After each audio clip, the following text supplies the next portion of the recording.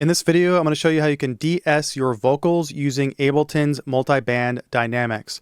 Let's go ahead and get started. So I'm going to play the vocal first, just this section of it, and go ahead and take a listen and listen how the S's and even some of the F's are just a little bit too harsh and too loud. Go ahead and take a listen. I've been here before, feels like nothing's changed. It's just a different you. The story's the same. Okay, so how we're going to dial this in is we're going to go ahead and turn on multiband dynamics, and it looks like this. And it's not very intuitive, to be honest. I've never really liked multiband dynamics in Ableton, and I always just end up using a FabFilter plugin, especially for de-essing. Honestly, I would just get FabFilter Pro de-ess, and it's just going to be a lot easier. But I'm showing you in case you don't want to get that yet, in case you just want to use stock plugins.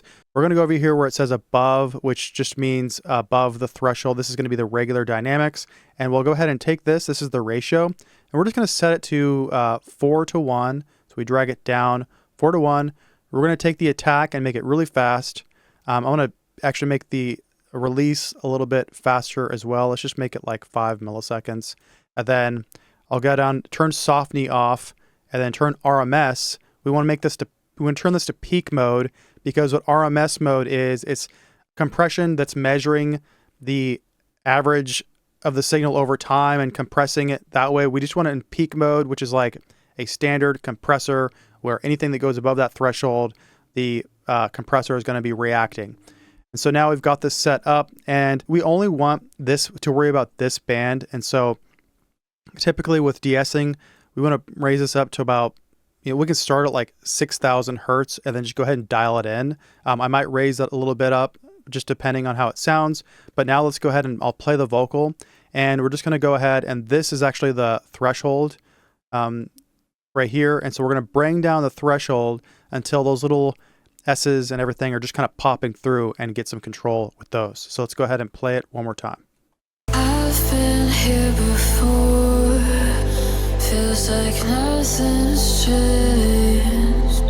It's just a different you. The story's the same. Okay, now I'm going to play it again, and I'm going to go back and forth. Okay, so here's with no multiband. I've been here before, feels like nothing's changed. Now here's it on. I've been here before, feels like nothing's changed. And just to really hear a little bit more, let's go ahead and dial this down a little bit, and I'll play it one more time and then take a listen. I've been here before, feels like nothing's changed. It's just a different. And you can hear that's a little bit too much. It's kind of taking out some of the airiness of the vocal. Now let's go ahead and try and then solo this, and I'm going to solo the vocal as well. And we'll go ahead and hear what exactly the frequency range that we're affecting. So if I raise this up,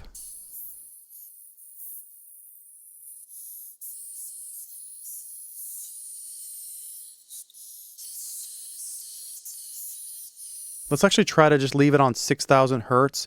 And I'm going to really just dial this in so that it's only just catching those S's as they pop in. So let's go ahead and like that again, and then. I've been here before, feels like nothing's changed. It's just a different you. Now let's play without it. I've been here before, feels like nothing's changed. Now with it. I've been here before, feels like nothing's changed. So that is much better in my opinion, and that is how I would do that with multiband dynamics. Let's go ahead and take a listen to how it sounds just popping in this FabFilter Pro de-ess. It's just way easier. Now let's go ahead and you can just literally throw this on and turn it on, and it's just going to work pretty much instantly. You can dial it in, of course, but let's go ahead and just take a listen.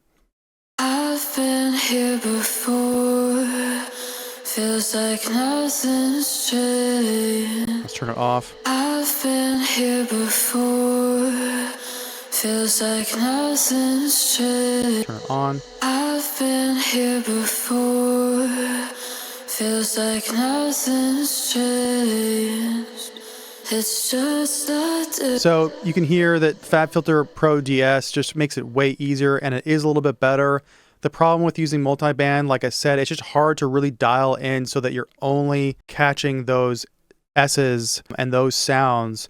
You kind of end up getting a little bit of other of the frequency range in there as well, so it can almost kind of like muffle the sound a little bit. But if you don't have FabFilter Pro De-Ess, or better yet, FabFilter Pro Multiband, then I believe Multiband Dynamics and Ableton is the best way to go. I was trying to figure out if there's any other way of doing this. This is pretty much the best way and the least complicated way of doing it.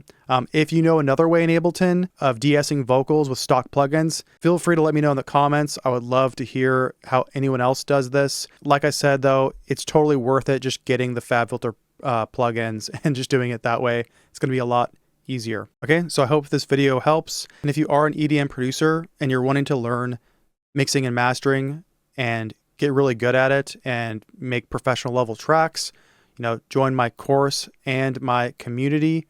Go ahead and look in the description below and book a Zoom call with me, and we'll see about getting you enrolled in my course and community. So go ahead and check that out, and I look forward to talking to you soon. All right, see ya.